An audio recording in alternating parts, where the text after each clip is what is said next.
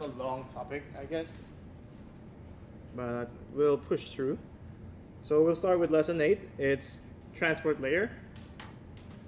And we're going to dig more into TCP, UDP, and SCTP and DHCP. As for the content for this session, I'll do more of the TCP, a bit of UDP, and a bit of SCTP and DHCP. We'll try to focus more on TCP just because it's more of the fundamentals and it's more applicable, I would say, to learn in depth. So let's go back again. TCP is basically transmission control protocol. It's basically a connection-oriented protocol that provides reliable end-to-end transfer. So keywords are connection-oriented and reliable end-to-end transfer. We'll talk about more of the keywords. Also, we do have the user datagram protocol, UDP. It's the opposite of TCP. It's an unreliable connectionless protocol. And it's designed for applications that do not need the reliability and overhead of TCP. Okay. An example for the TCP and UDP is basically they sit on the layer 4, which is the network layer. As you can see, you have the physical layer, you have the data link layer, you have the network layer, transport layer. This is transport layer, sorry. This is network layer and layer 4 transport layer. As you can see, you can either go UDP or TCP, and you have a bunch of different protocols. And for UDP, you have the known ones is the DNS server, DHCP. For the TCP, you have the Telnet, HTTP, those kinds of network protocols. So we'll go deeper with them. So again, what's the deal with TCP versus UDP? TCP, as you can see on the image, it already shows you it needs a handshake. It needs to establish a connection, right? It's slower, but has reliable transfer. Typical applications should be email and browsing. And it should be a unicast, meaning just one connection at a time. UDP, it's fast, but non-guaranteed transfers. It tries its best effort, though, to send those. And typical application would be voice over IP, music streaming, video streaming, and as you can see, it has multicast and broadcast. It's like the TV stations before that, they broadcast everything. And again, UDP doesn't really care if the receiver receives those packets or data, right? But then again, that enables faster transmission. And from the textbook, as it shows you, there's two endpoints. This column, and the first one, and the last column. And as you can see, you have two devices there. And the way they talk over a network, let's say I have a router here in this room, and I have a router there, and I want to talk to somebody up there. It basically needs to communicate my device to this router, and that router would now communicate to that router, and that router would now communicate to my Kodi. So this just shows you where the middle layer that we have to connect to. Okay, and remember we're now in the transport protocol. So try to talk more about the keywords that we have. So we have three properties in transport layer protocols. We have the connection-oriented or connectionless. We have stateful or stateless, reliable or unreliable. Connection-oriented, it is reliable due to needing acknowledgement for each transfer. Whenever I send something to you, I need an acknowledgement. Unlike for UDP, I just send something, I don't need acknowledgement. Connectionless, as I've said, it does not require any acknowledgement. Transmission proceeds without established connection. I'm just going to keep throwing data to you. Stateful, it requires communicating parties to maintain and track the state of their session. Data cannot be lost or delivered out of sequence. Okay? So if data is lost, though, they have to keep sending that same packet. Stateless, Does not require communicating parties to maintain and track the state of their session. Data can be lost or delivered out of sequence. Clue, that's UDP again. So Oh, the YouTube streaming is UDP? yep. The application, the website is TCP. Mhm. The actual video coming over the wire is UDP. Okay. Yep. Reliable needs acknowledgement. We said that already. Sender is aware of lost data packet and retransmits data packet. Unreliable, no acknowledgement needed for the sending party.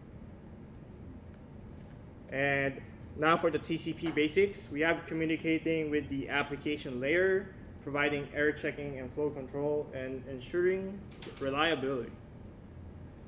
So before that, we do have a common TCP/IP applications, and it's listed here.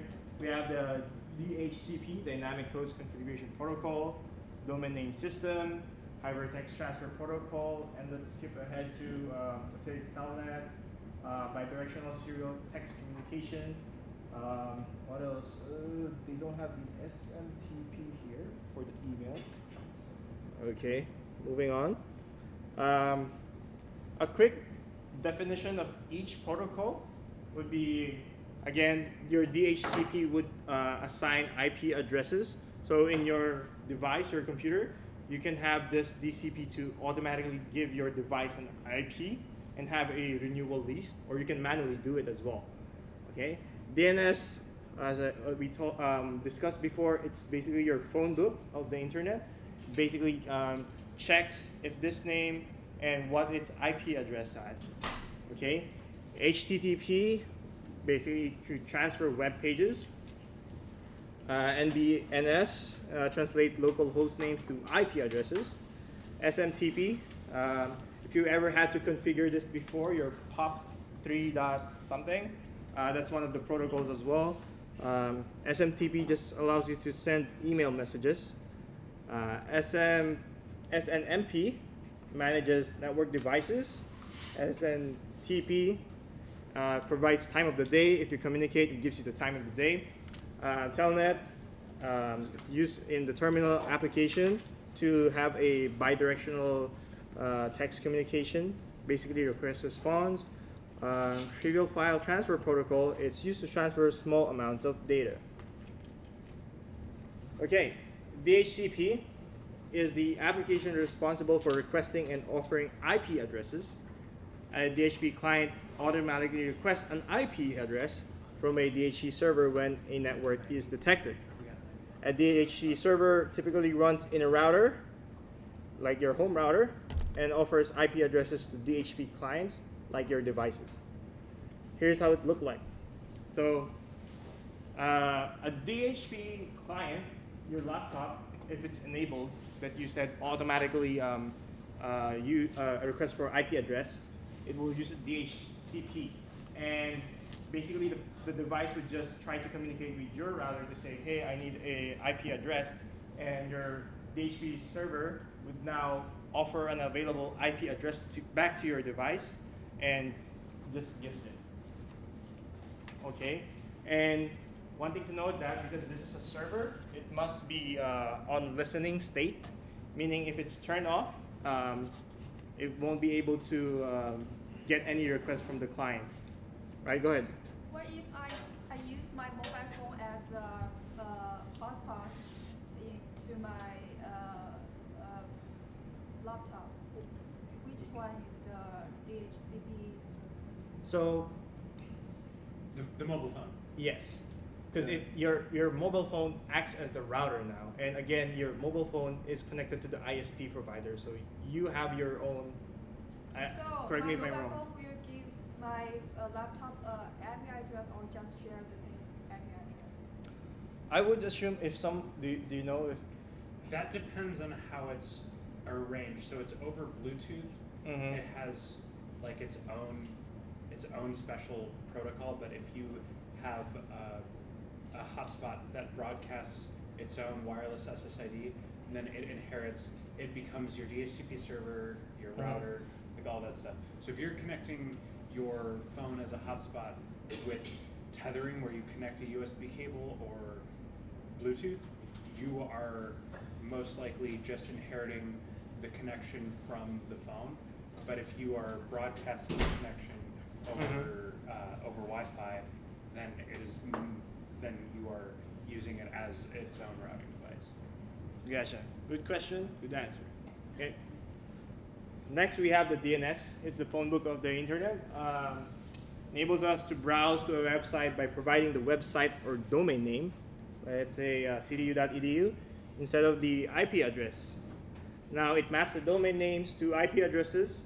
A network host needs the IP address, not the domain or host name, of the web server to generate a packet. So here's how it looked like.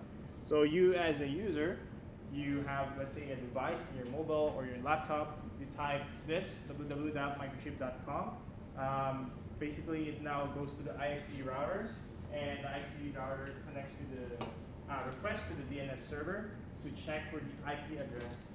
And now the DNS server will give that back. So now the client knows the IP address and is able to access this website or web page.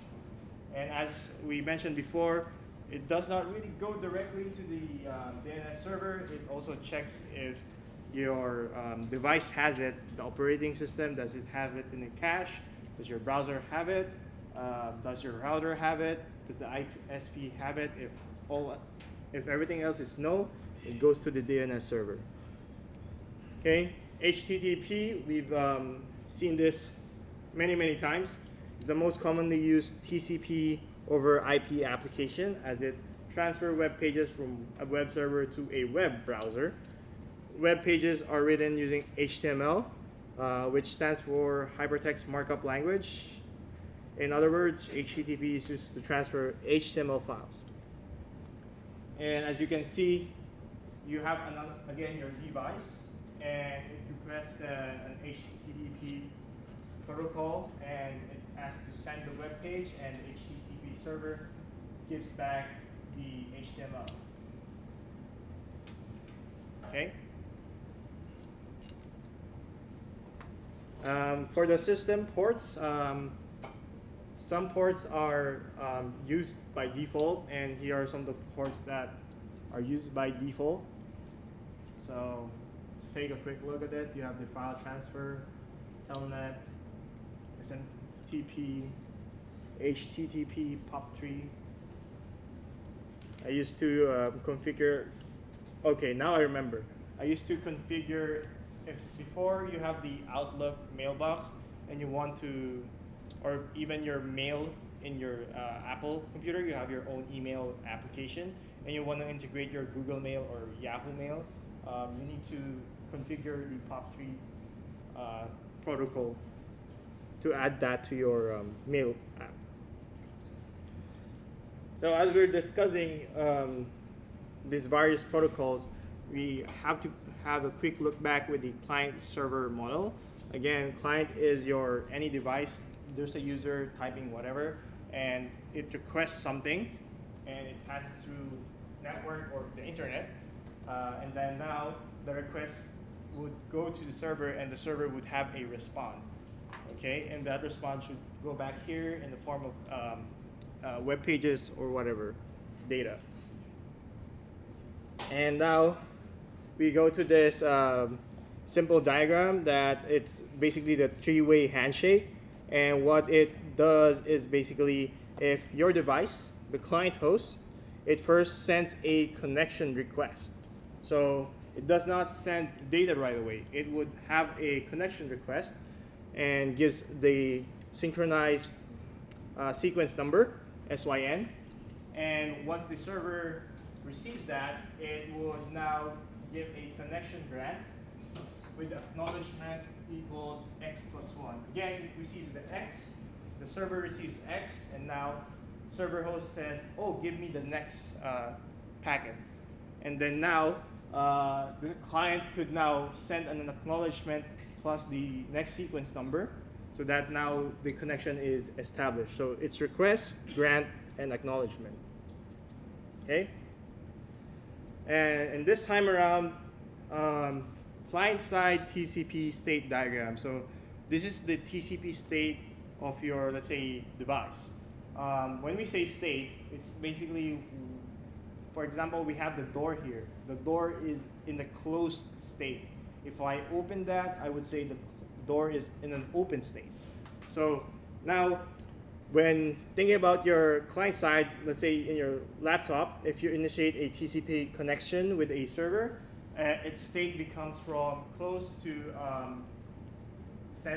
having this state called I've sent my synchronized sequence number. And once it comes from that state, it tries to do this first, the connection grant acknowledgement. After that one, it would have this established state. So now your computer would say, okay, I established my connection now. And once we're done communicating, sending data over, it would now send the final packet and would now enter in the fin_wait_1. It basically waits for the acknowledgement from the server that, hey, I'm ending my connection. And then once the client receives the acknowledgement from the server, now it would go to a fin_wait_2. And also in that state, it would receive the final packet as well from the server, and then send acknowledgement to the server. Once it finishes that, it would now go to the time wait. It basically just waits for 30 seconds or whatever you configure until it closes the connection. So it does not close the connection right away. Okay? So if that's for the client side, the server side now, on the other side, is first, it is closed, but first you have to open it. Again, it should be in the listening state to even get a connection request.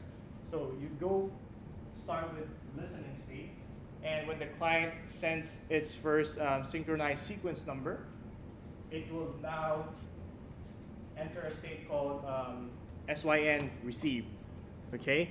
Once it's in that state and receives an acknowledgement, it does not really need to send anything else, but it would now change the state to, now we have an established connection. So in that state and that state, they both have a connection now. The client has the established and the server has the established state. They can now communicate. Okay? And then once it's in the established state and they're done communicating, the server would first receive that from the client that, hey, I'm done communicating with you. Okay, once the server receives that, he would now send an acknowledgement to the client, to your device that says, okay, I received that, you want to end the connection. And I would now go to a state called closed wait. In this closed wait state, I would also need to send my final packet to your device, to the client. And now I would be in the last acknowledgement state. After I receive the acknowledgement from the client side, don't need to send anything else. I just terminate my connection. Okay? Okay, so this is an illustration of congestion collapse in uncontrolled network.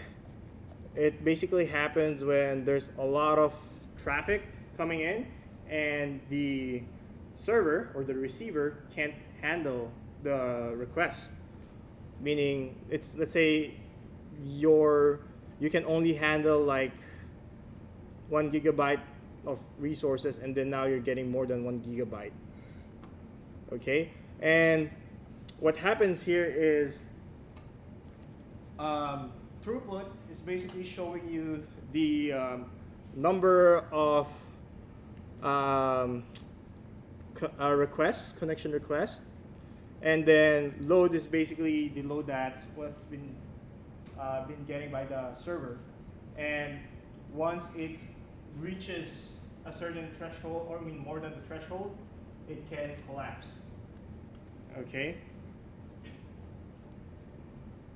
So with that, we do have to discuss congestion control schemes. We have slow start, congestion avoidance, fast retransmit, and fast recovery. It's not really that hard when you understand the diagrams. Slow start, basically this algorithm avoids this by injecting segments into the network at the same rate that acknowledgement are returned by the receiver. Slow starts adds another window to the sender's TCP called the congestion window, which is set to be equal to one segment when a connection is established and never exceeds the receiver's advertised window. So it does say that it does not overload, like gives a lot of requests right away. It tries to start with a small number of packets.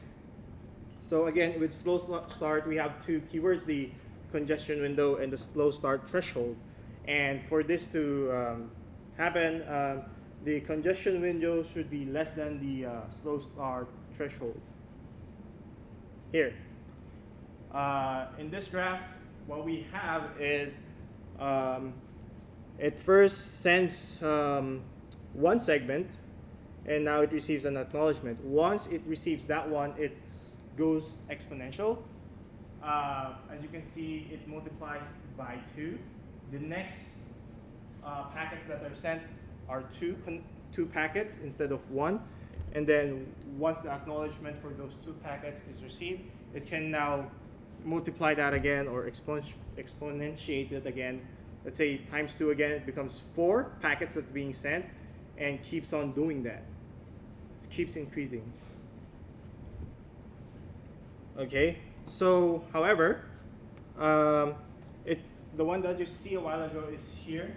It's slowly like increasing a lot, but once it hits its threshold, it would now go to this state again when we have this timeout. Timeout is basically what happens with the timeout is when you're trying to make request and the packet is not being received. Again, connection lost. You would now encounter a timeout, and it would now drop again to sending one packet at a time, and would now give you a threshold which is divided by 2 of 8. And it would try to reach that and maintain that. So again, going back, we start with this one. We establish a connection. We slowly increase, let's say times 2, times 2, times 2. I reach my threshold, maintain that. And once I lost a connection, I go timeout. I start again at the very beginning with just one packet at a time. Increase that times 2, times 2, but now my threshold is until 4, and then maintain that level until I lost my connection again. So congestion avoidance, packets are lost for 1 or 2 reasons. They are damaged in transit. They are dropped by routers as a result of congestion in the network. For this, it basically increases the window by 1 each round trip time, linear growth rather than exponential growth. If a while ago your graph is curving upward, this one is more like a diagonal line. And again, for that to happen, if the congestion window is greater than or equal to your slow start threshold, and the window would be congestion window plus 1 over congestion window. And it would look like this. So once it hits the threshold, instead of trying to do exponential growth or sending packets, it would now just add 1 at a time. And now that's why it's not curving, and now it's going diagonal, like a linear growth. This is your linear growth. This is your exponential growth. Right. Now we can combine those 2 methods for congestion avoidance with slow start. As you can see, this is your slow start, and once it hits the slow start threshold, we can now go to the congestion avoidance, which is just 1 packet at a time, linear growth. And if we lost the connection, we enter a timeout. Drops here, starts with 1 again, and now we try to do the slow start. But again, with slow start, once you have a timeout, your threshold gets to be lower than you have before, and now you start your linear growth here, and if there's another timeout again, it decreases. Okay. Next. So another thing that we have is the fast retransmit. TCP generates an immediate acknowledgement called a duplicate acknowledgement. When an out-of-order segment is received, the purpose of duplicate acknowledgement is to let the other end of the connection know that a segment was received out of order and to let it know the sequence number that it expected.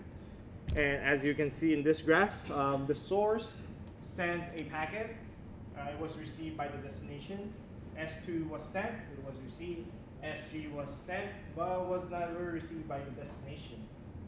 Again, the source would continue to do the S4, S5, S6, and then now what happens is the destination would keep sending the acknowledgement for S3, meaning that's why it's saying acknowledgement 2. It's like I only receive the latest packet is the acknowledgement, the S2. So I'll need to keep sending you acknowledgement 2 so that you give me the next one, which is S3. So it would keep doing that until it receives the S3, and now it can proceed to other acknowledgement and transfers, packet transfers. Fast recovery is basically the receiver can only generate the duplicate acknowledgement when another segment is received. The network does not seem to be congested since data is still flowing between the sender and receiver. Okay. So now we move on because we've talked about requests and responses, acknowledgement as well. So let's talk about the SYN flood DOS attack. It's basically synchronized sequential number flood, denial of service attack. The definition of this is basically an attacker sends a succession of SYN requests to a target system in an attempt to consume enough server resources to make the system unresponsive to legitimate traffic. Normally, when a client attempts to start a TCP connection to a server, it goes through the three-way handshake, but what it does instead is the client requests, this is the three-way handshake. The client requests a connection by sending a SYN segment to the server acknowledges the request, sends the SYN acknowledge back to the client, then the client responds with an acknowledgement and the connection is established. Again, this is the three-way handshake. And the SYN flood occurs when a client sends a great number of SYN requests to the server, and when the server gives back an acknowledgement, the client will say, oh, I don't want to do anything with the acknowledgement. And it does not return that. So the server is now overloaded with a lot of SYN requests that it still has and doesn't know what to do with it. Again, this causes the server to retain the resources committed to the client and may not have enough resources for other client that needs a connection layer. Here's an example. So in the three-way handshake, again, client sends the SYN request and server gives back a SYN acknowledge and client says acknowledge, and with that they establish a connection. And again, when the client sends a SYN request, there's resource allocation there, and it only gets released when it sends back an acknowledgement. But in the right side, as you can see, if there's a denial of service attack, the client just keeps sending requests, and the server has to allocate resources for those requests, and it needs to keep sending back acknowledgement. But again, instead of the client sending back the acknowledgement to the server, it will just keep sending requests until the server is overloaded, no more resources, goes down, and now other users can't connect to that server. So TCP versus UDP. A quick takeaway from this segment is, as you can see, UDP, it doesn't really have those sequence number. On the top, you would see sequence number and acknowledgement number. So again, for TCP, it requires that handshake. It requires the packets to be sent with sequences, and again, acknowledgement for UDP, it doesn't really care. It just sends data. But for now, let's move on, I think we might just spend 15 minutes or 20 minutes for this second lecture. Starting with the stream control transmission protocol, it's designed to transport SS7 signaling message over IP networks. It's a basic service. It is a connection-oriented, reliable transfer, like TCP, of messages between peer SCTP users. It combines the benefit of efficient UDP and reliable TCP. So think of it like there's TCP, there's UDP, and they're trying to use benefit from the intersection of the two benefits. One major difference between SCTP and TCP is the fact that SCTP supports multi-homing and multi-streaming, and TCP does not. So multi-homing is the ability to configure more than one IP address at a given endpoint.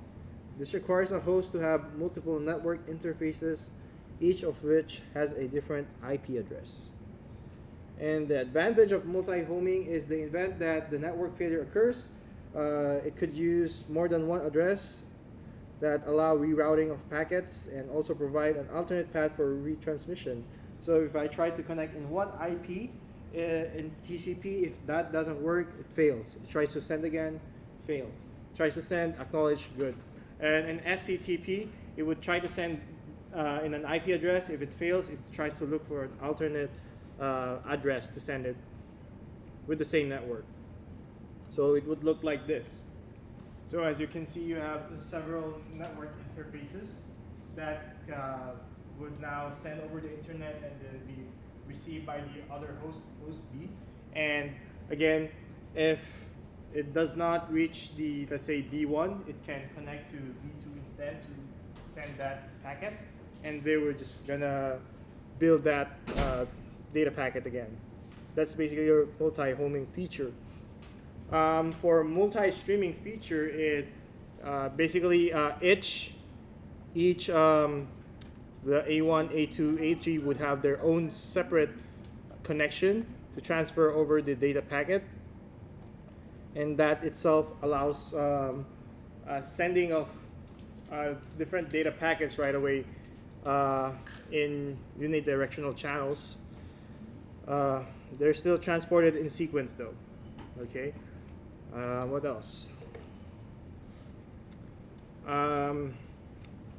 To compare, if we go back to the TCP connection termination process, to terminate, the TCP client would send its final packet to the server.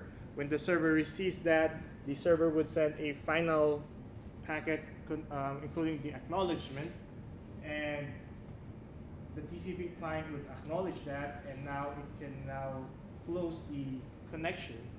And SCTP host, the host would just send a shutdown request, and the other end would just send a shutdown acknowledgement, and then gives out the shutdown complete, and that closes the connection right away. So we have the DHCP, Datagram Congestion Control Protocol. It's message-oriented protocol that implements reliable connection setup, teardown, explicit congestion notification, congestion control, and feature negotiation.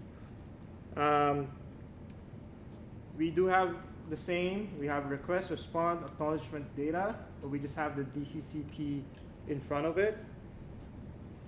We also have this is something new, data acknowledgement. So instead of just sending acknowledgement, you can now add data so that it piggybacks to that acknowledgement transmission with data as well.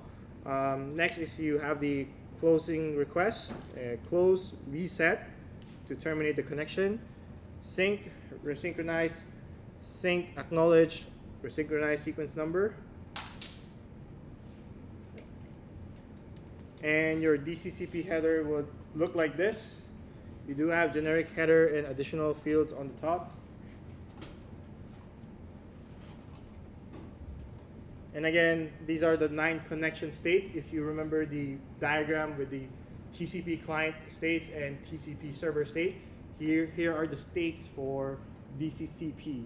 We have the close, the listen, again, the server has to be listening to be able to grab request. Then request, again, the client sends a request, response. When the server receives that request, it gives a response.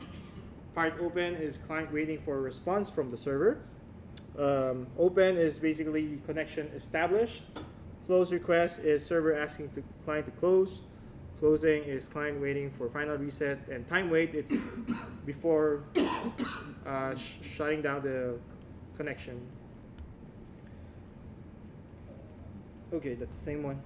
HDCP connection runs between two endpoints, A and B, and data flow can flow in either directions, A to B or B to A.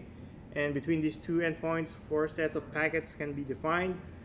Data packets from A to B, acknowledgements from B to A, data packets from B to A, acknowledgements from A to B. It would look something like this. If the first half is like you see data being sent and A to B, and B sends acknowledgement B to A, and that just goes with that one. And the other side is your A, your client now receives the data and then client would now send an acknowledgement to the server. So the A diagram shows you client sending data to server and server sending acknowledgement to client. While the diagram B is the other way around. It's server sending data to client and client sending acknowledgement to server. If you put that together now, you would have the DHCP combined half connections, meaning if I send the data over, instead of B just sending me acknowledgement, that acknowledgement could now include data as well. And we keep sending back data with acknowledgement until we have the final acknowledgement and then go to the termination state. Again, this is just using the DHCP connection process terms as well. You start with request response, acknowledgement, now you have a connection. And when you establish a connection, you can keep doing data with response with data acknowledgement. Keep doing that until you're done transmitting data. And once you want to close the connection, the server would send a close request, and client would send close, and server would send back reset to terminate the connection. And this is just to give a big overview of how everything is put on together. And again, in any type of request or response, server always listens and responds, right? Client always requests. That's the main takeaway for the client-server model. And here's a good table that shows you the comparison for the TCP, UDP, SCTP, and DCCP. As you can see, the SCTP has most or all of the features that is a benefit to us. Like, it's also connection oriented, gives you congestion control, unordered data delivery, and basically it's a combination of TCP and UDP. Next, services or features. So our TCP uses selective acknowledgement, optional. UDP does not require acknowledgement. SCTP and DCCP does need acknowledgement, but again, with DCCP, the acknowledgement can have a piggyback data. Multi-homing is also only for SCTP. TCP and UDP doesn't have any protection from SYN flood attack, which is the synchronized sequence number. And only TCP allows half-closed connections. Go ahead. UDP SYN flood is kind of Not applicable? yeah, it's kind of not Yeah. because the router or host in question can just say, I don't care about this packet. Yeah, it should be better to put NA there instead of no. Because again, with UDP, it doesn't really send back any acknowledgement. Well, and no resources get created for the Yeah. for the stream. Good point. Good point. Okay, muddiest point. I think I had two questions that I haven't answered. Like this one is, what are the living example of each type of transport layer being used? Living example maybe. I think it's all. This was already answered with all the previous diagrams: the client server model, the different transport layer, the TCP, UDP, and those are streaming devices for UDP, TCP, text message, email, stuff like that. Another question that I haven't answered here, it could be go over congestion control over various protocols in excruciating detail. So sorry, we won't go over that excruciating detail. Next, similarities and differences between TCP and UDP. We did define a lot of differences, but similarities are basically they're both in the transport layer. They both send data. They both request, and the difference between them is a recap. TCP is connection oriented. UDP is connectionless. TCP needs an established connection. UDP does not need an established connection. That's before sending any data. UDP protocol, is it safe? I'm trying to understand the safe word may be secure, so I try to answer that in that way. Yes, it does not matter if UDP packets arriving in the destination, like a lot of them at the same time, that won't really corrupt the other packets that are going in that destination. It is not less secure as well, but it goes back to the definition. It's just less reliable. Next muddiest point, what is connection oriented?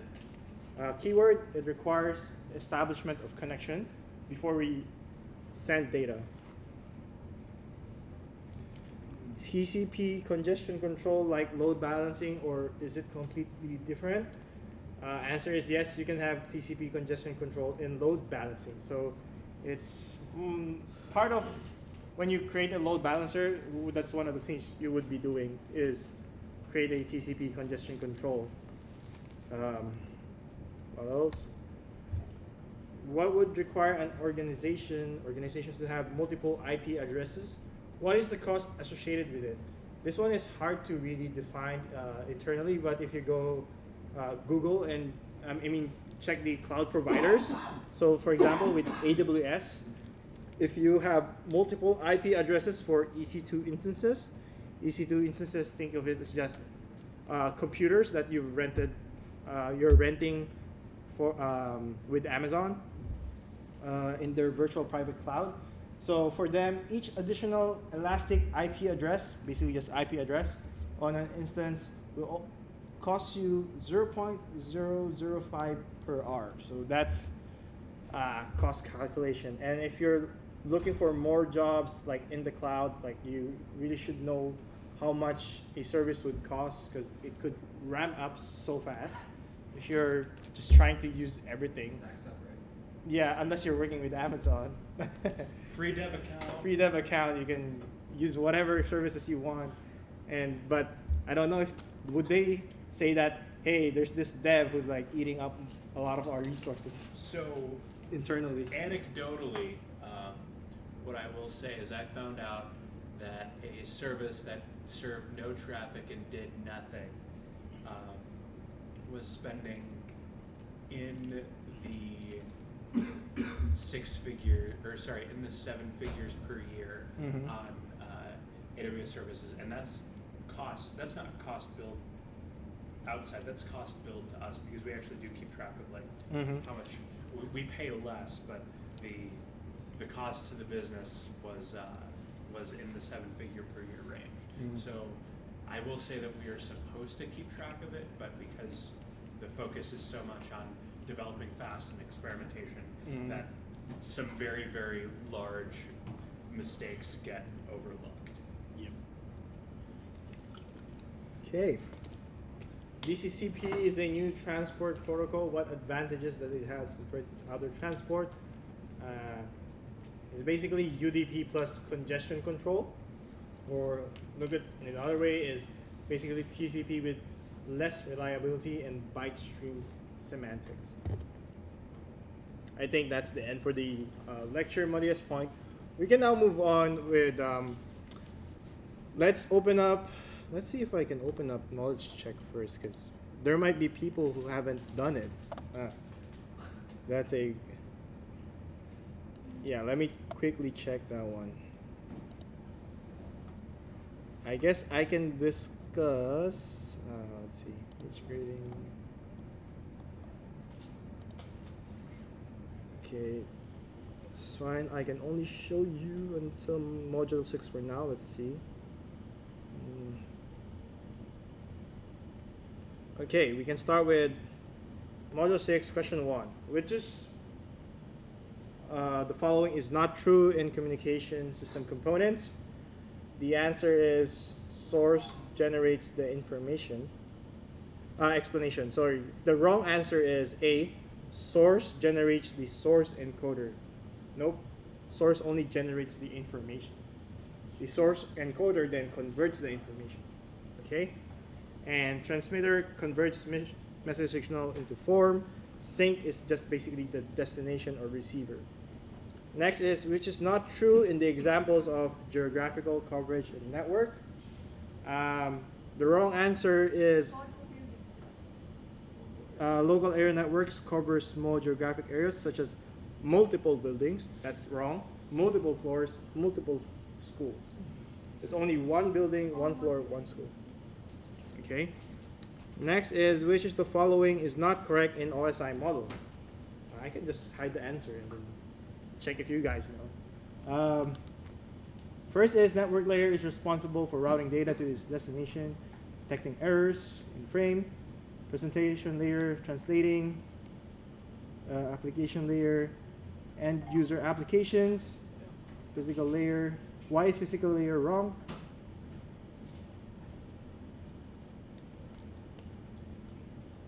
Why is this wrong?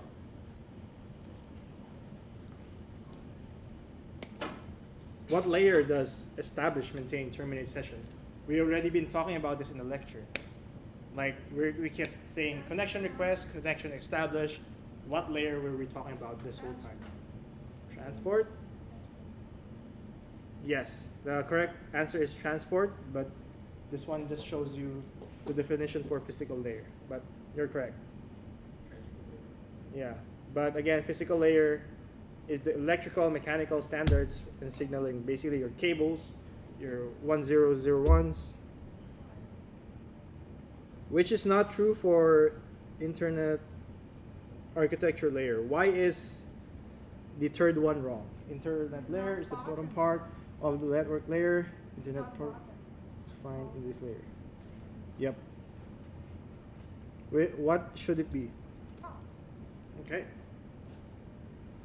Top part of the network layer. 5.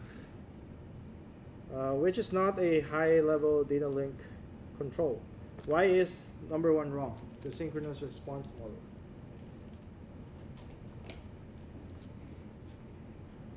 No such thing as SRM. Let's see if most of you guys answered 7 already, so we can answer that.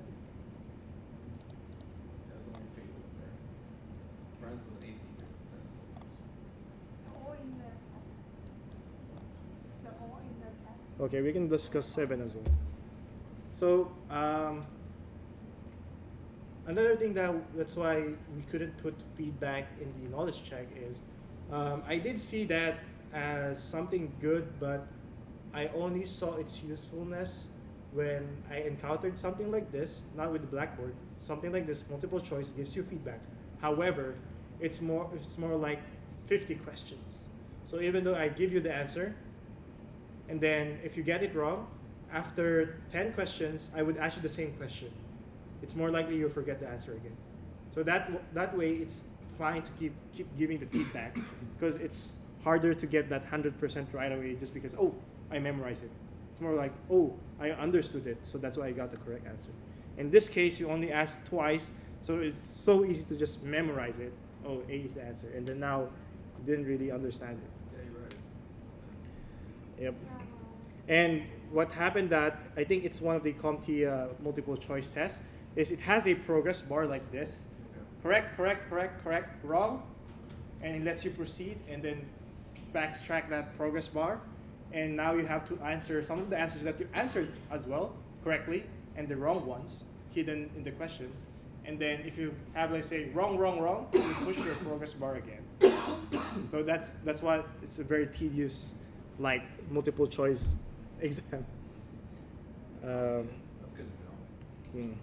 Module 7, which is not correct in classifying Ethernet switches.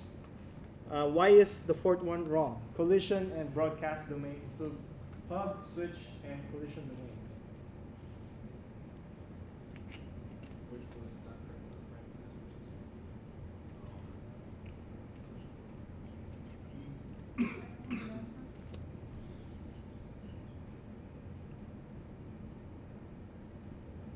It's just not part of classifying Ethernet switches. Only 3 were classified.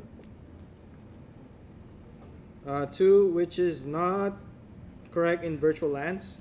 Why is B wrong? Communicating between VLANs is only possible through a switch that is connected to both VLANs. It's not switch, it's a roll.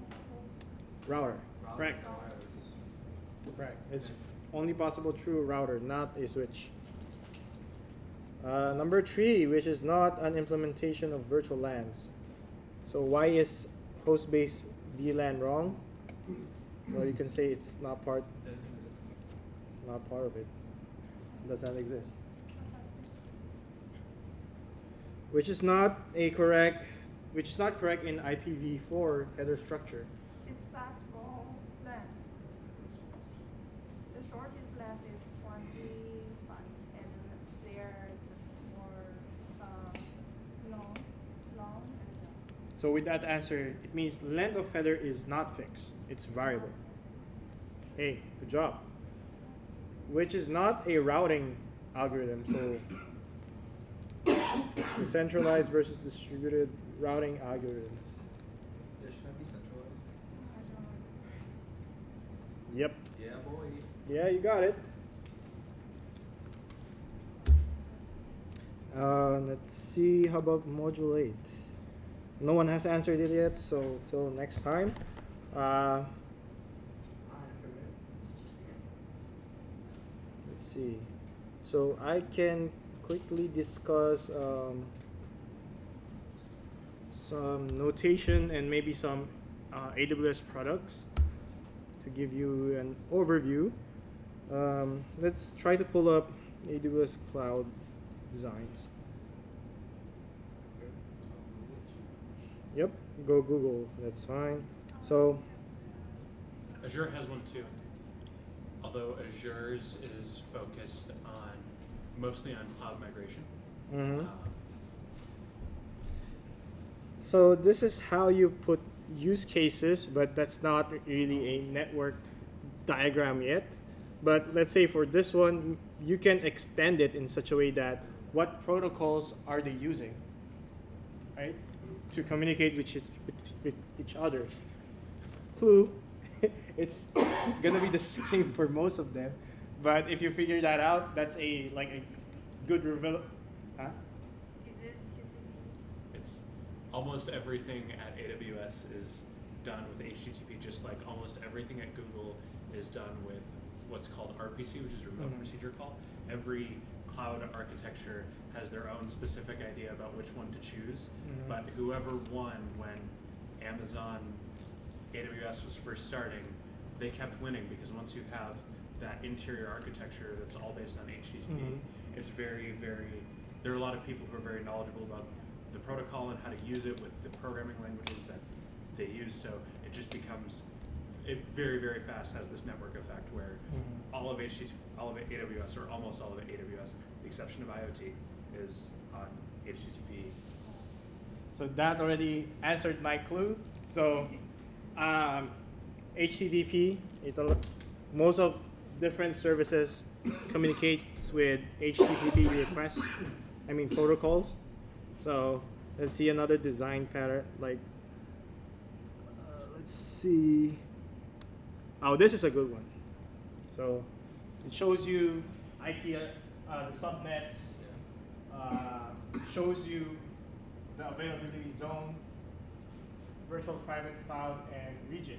So with this one as well, if you're writing it, aside from explaining the diagram, it would be beneficial for you to explain, oh, what is availability zone for AWS?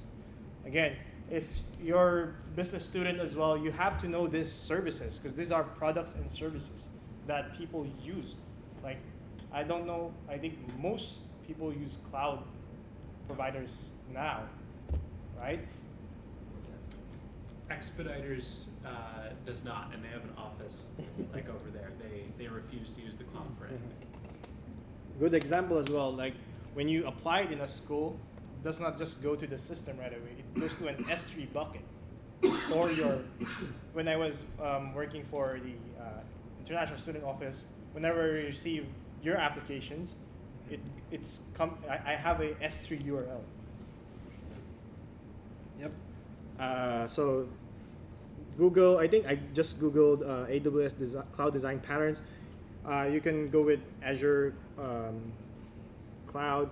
I can easily explain like some short definition. Let's go to some cloud services. Unfortunately, I don't have a limited account, so that's why AWS has been charging me for using some of their services. If you're a student, you can use extra RP9 for free. Yeah, but I think there's like a limit, maybe 1 year. I think Yeah. Microsoft has like a student plan, and you don't really get to use a lot of It's so services. expensive. Yes, and then another thing is, let's say you experimented or used it in class. If you forgot to turn it off, some services, when they're running, you get charged. But some services, you're lucky, as long as no one is communicating to that service you created, you don't get charged, right? So some of the things that are common, EC2. Again, as I said earlier, EC2 is basically your computer elsewhere. So right now, I do have an EC2 instance running here. This is the IP address. Okay, and let's see if I can launch something. So with the free tier, you can use stuff, let's say this one, and T2 micro just says that I have 1 gigabyte of memory. Review launch details, choose a key. You can buy some really aggressively expensive and powerful EC2 instances. Yes. And on Azure, although I forgot what the Azure platform for it is. So for this one, I have that, and then I think for my Mac, I can have this remote desktop connection, and I can basically add that. Let's see.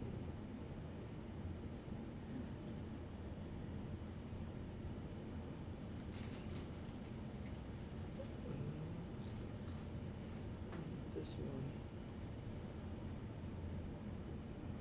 Let's see if I get to connect to that one.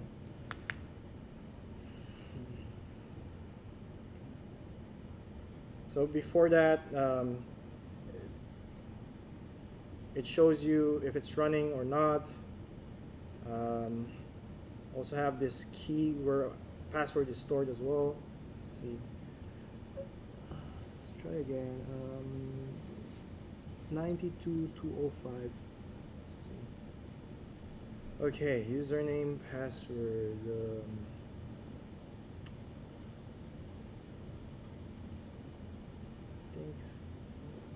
I don't know if this should be the user. Haven't done it in a long time. Password would be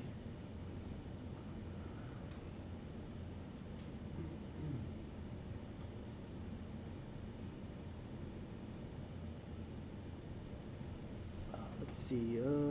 Subnet ID, virtual private cloud ID. Let's see.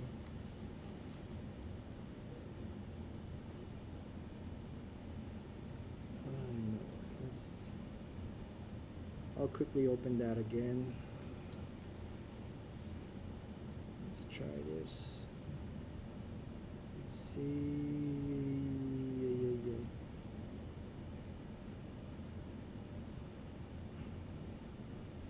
Wait, I think I remember now.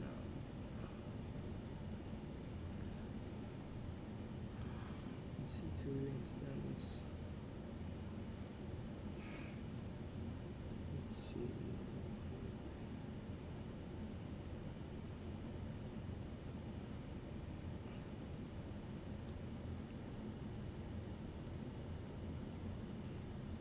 So you can even add your inbound, outbound to restrict. As you can see, there's protocols, port ranges, outbound traffic. How to view your Amazon key. Pam.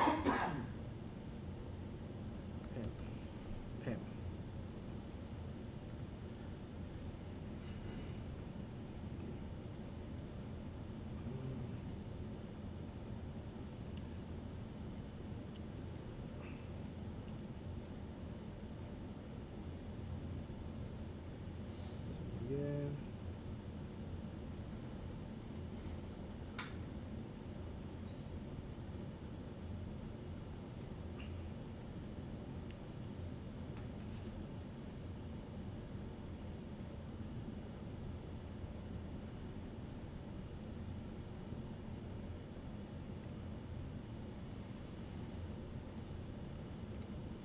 Instance it.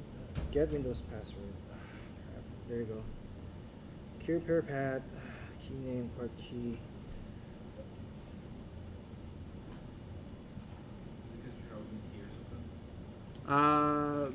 Basically you have to have a key pairing, and I found it, and I just need to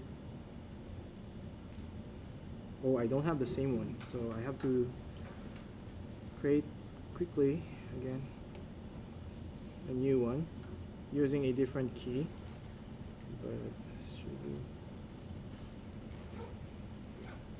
let's do this.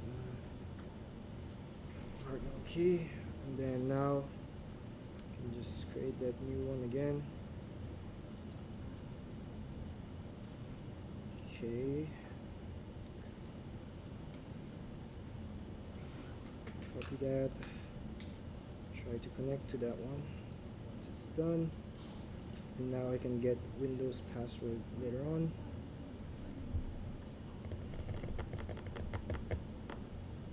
So here's while this is loading up, because I don't have a Windows laptop.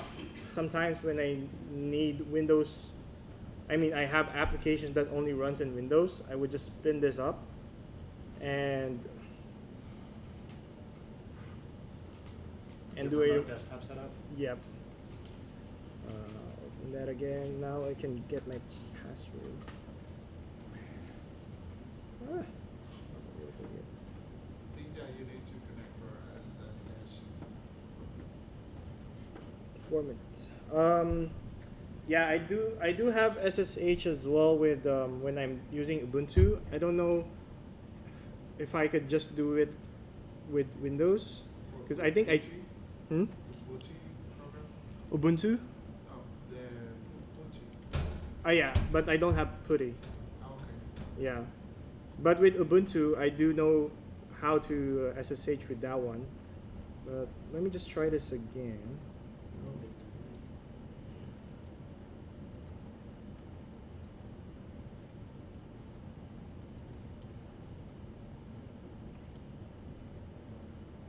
Yeah, you have to hold the key to the. It's not at 4 minutes. Fresh.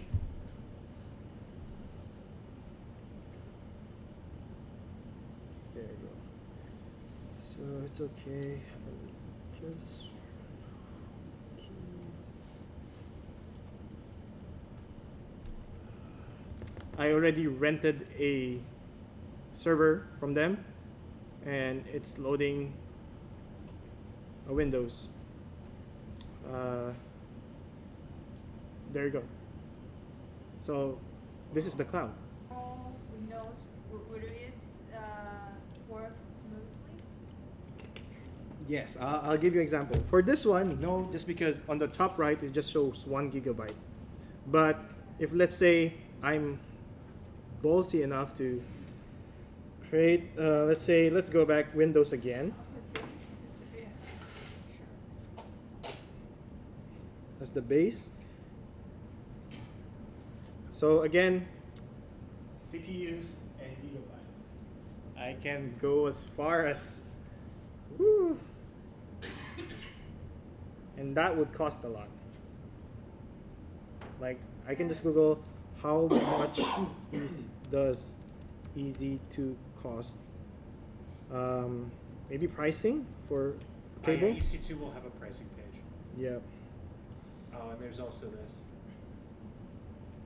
Let's see. So that one is the cheaper end, but This stuff to get the price, you have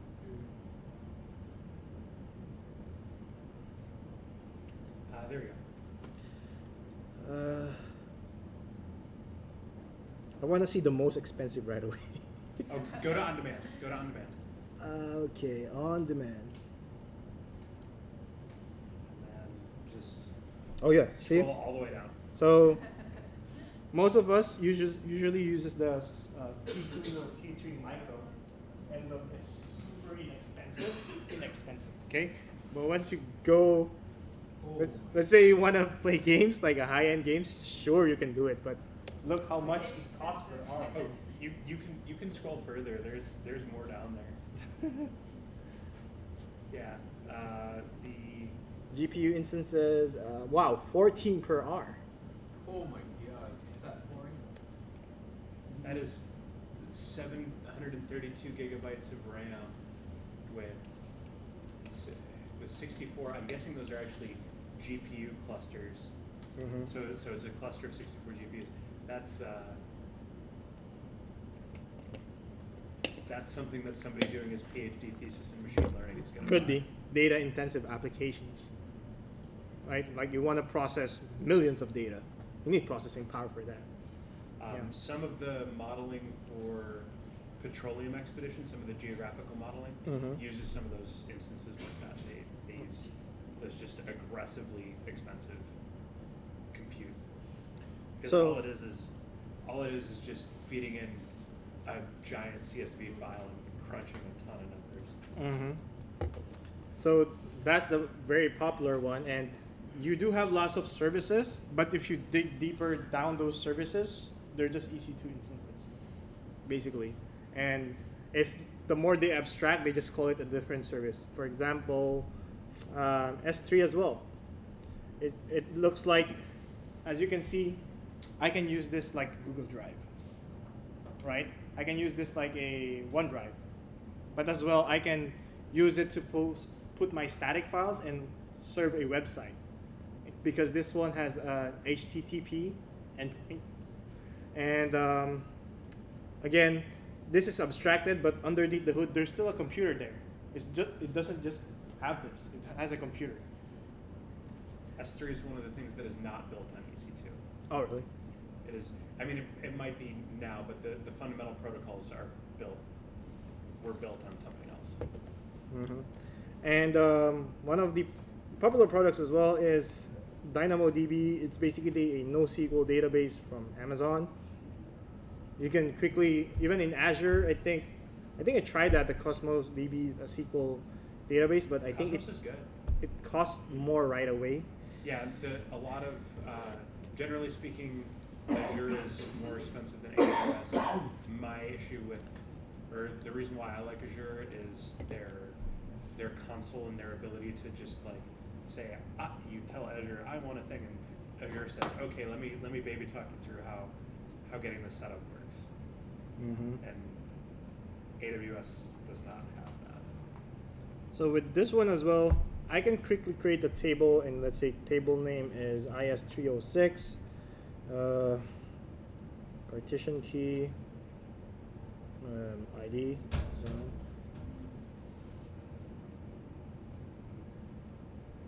And now I have table being created. So you would have also SQL database that you can just click, and I have a database, and I just need to do HTTP communication to grab the data. An example would be, because right now I do have my MongoDB Atlas. Think of it's AWS, but MongoDB Atlas is a NoSQL server with. So this one is also NoSQL, and I already have some data with this.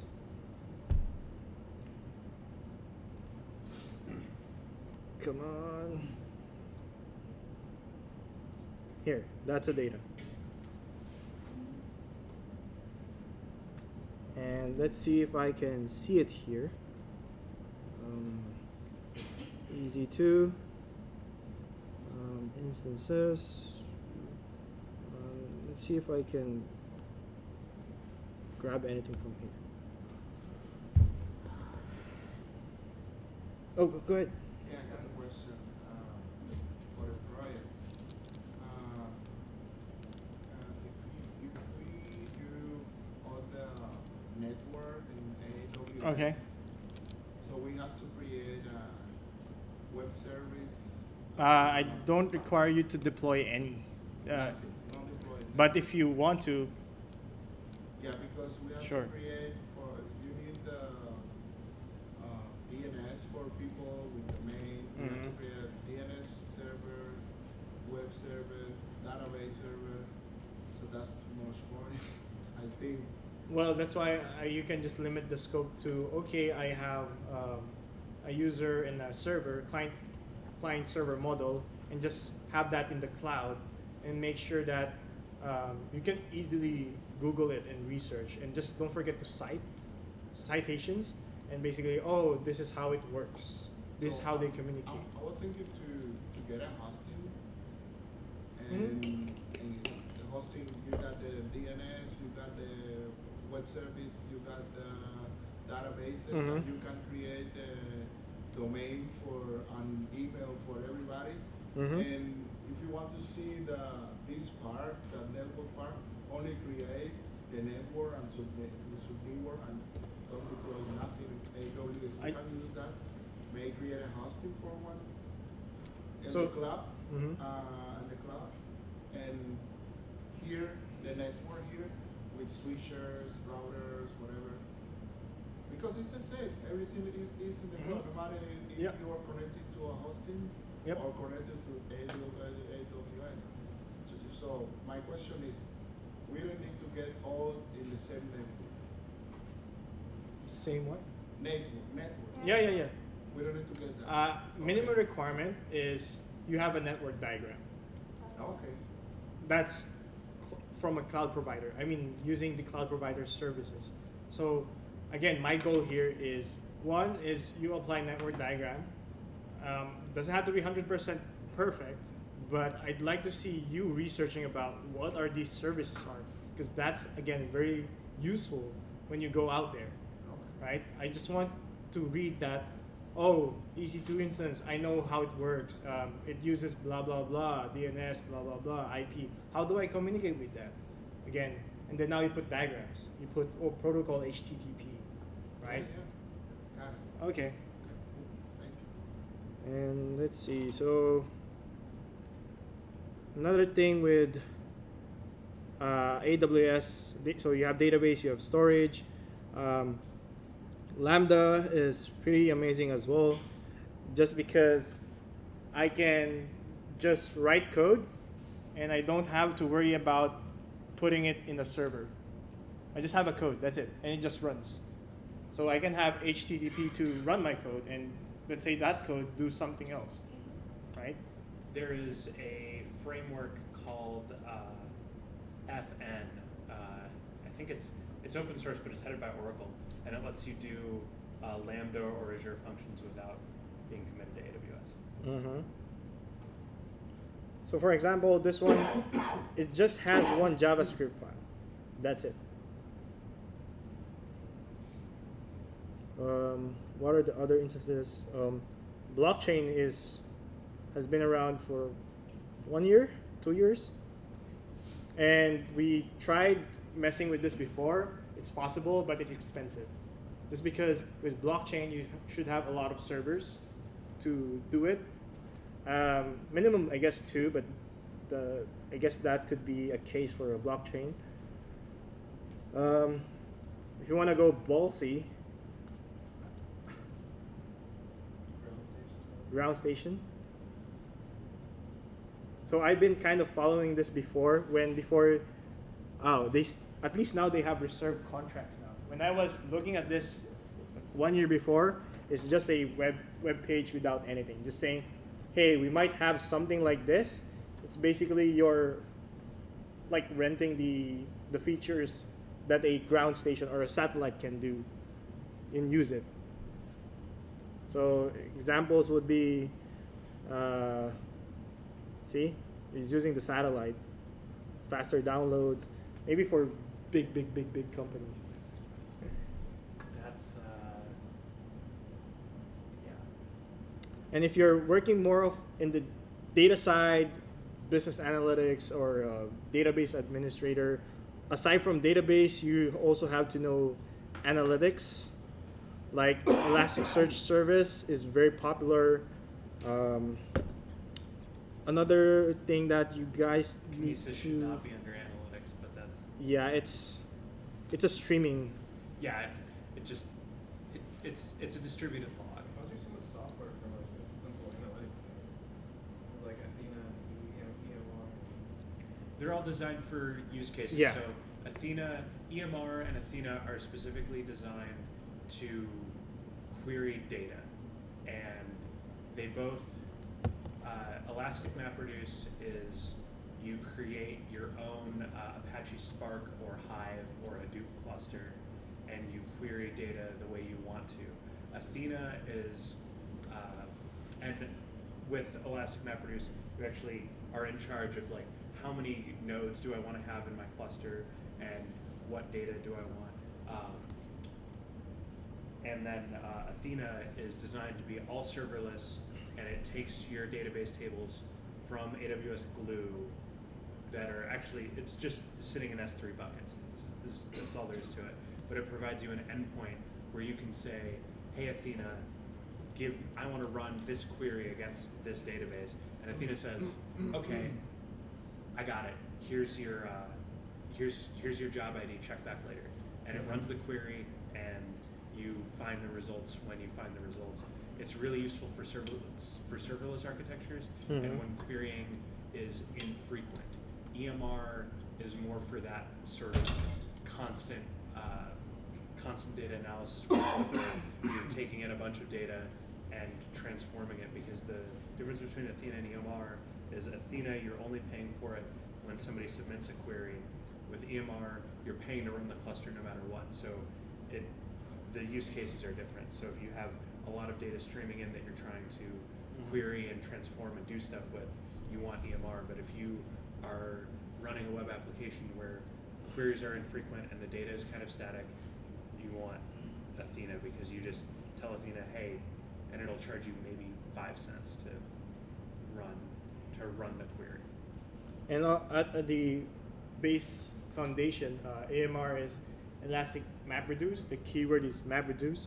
If you ever are in business or whatever, you always hear big data, and the way you process it is you use the MapReduce. Think of it, it's like you have a burger, and you basically have different ingredients, and you try to reduce it to be one burger.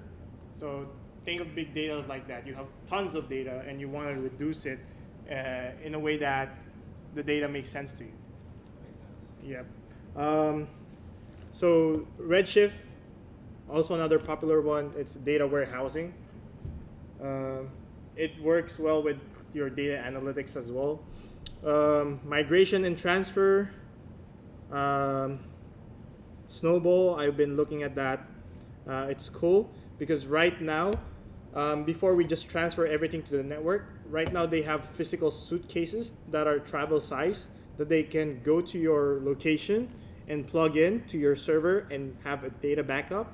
If your server is bigger than that, they have a trailer-sized truck that goes in to your place and have a big network plug that they can attach to your server and now transfer that file.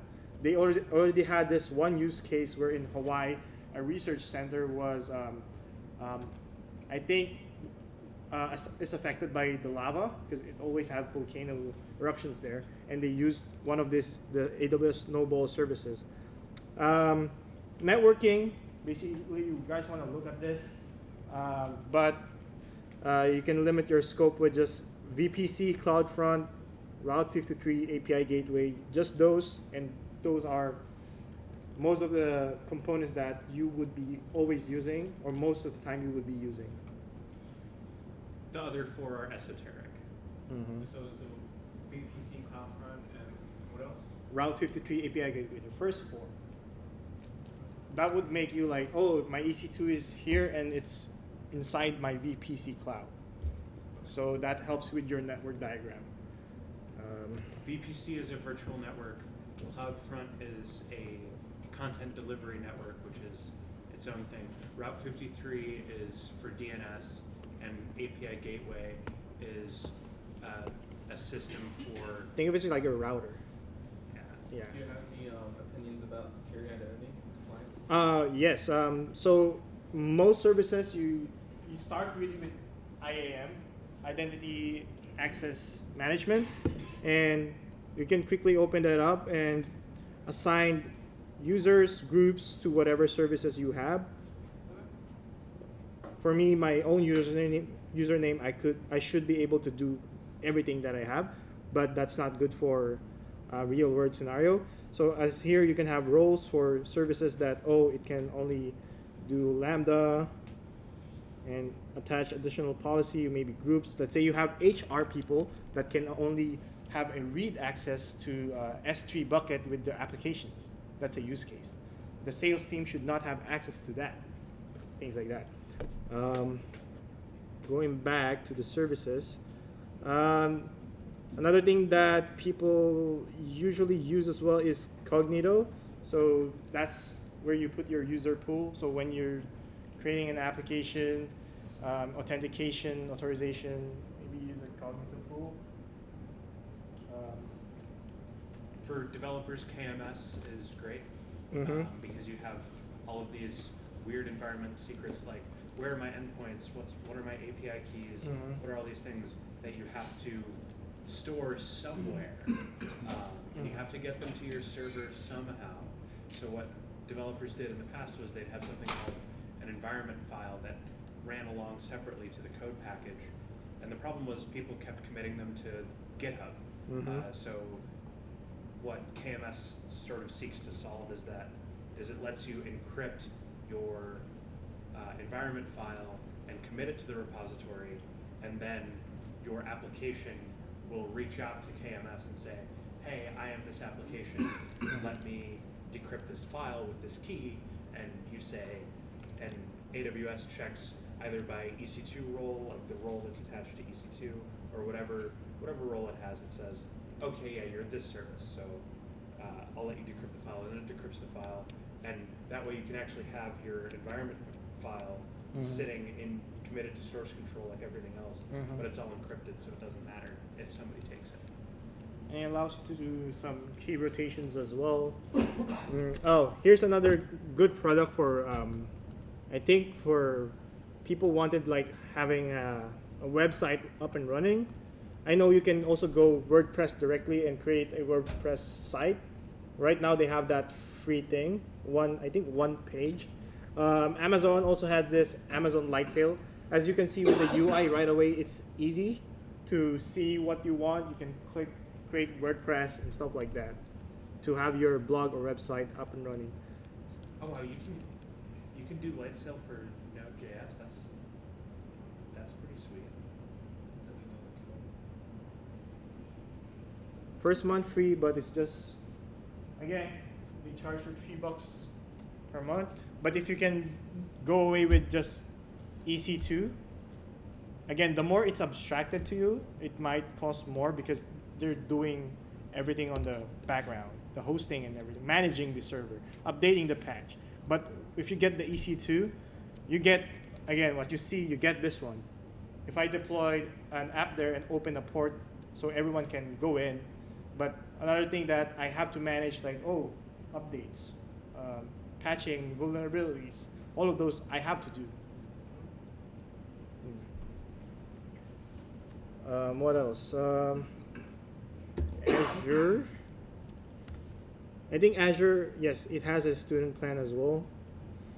Azure will give you, it's a little bit nicer in terms of money, but it's not as nice in terms of time. AWS free tier lasts for a year, so anything that's free tier eligible you can use for a full year, whereas Azure gives you a free credit for $200, but it only lasts a month. So you could spend $200 on anything you want in Azure. Of course, both Azure and AWS don't really care what email you open an account, as long as it's an email address that you can get to. So you can make like 57 Gmail accounts and make as many of these as you want. Yeah, for our CEU, you can use that as your student plan. Services. So they have equivalents for sure. Let's see. There's so much software out there, really hard to narrow it down. Yeah, and it's funny. Let's say I'll ask anyone who's working for that company and say, "Oh, they also have this problem. We have so many products. We don't know if they exist or not or whatever." Knowing the names of all of the services in Azure and AWS is its own job. Mm-hmm. There are people called solutions architects. Yes. Is that the reason why Amazon's like the hub of like organized chaos? Because all these different languages come together. Well, it's true as well with other companies. Oh yeah. Yeah, but again, going to solutions architect, that's why a lot of people also make money. They call themselves billings expert. So basically, they're like consultancy. You hire this person, and they see, your usage of EC2, you're not really using it for the true use case. Maybe you're better off with Lambdas, and then now you save a lot of money, just because you know, this product or this tier works for your use case. Why are you using this? IT consulting. Yeah. That's another that typically gets rolled into solutions architects as well. It's that someone explained my AWS bill to me, because the billing process for AWS and for any cloud provider is really, really complicated, because it'll be something like, for this many hours of this type of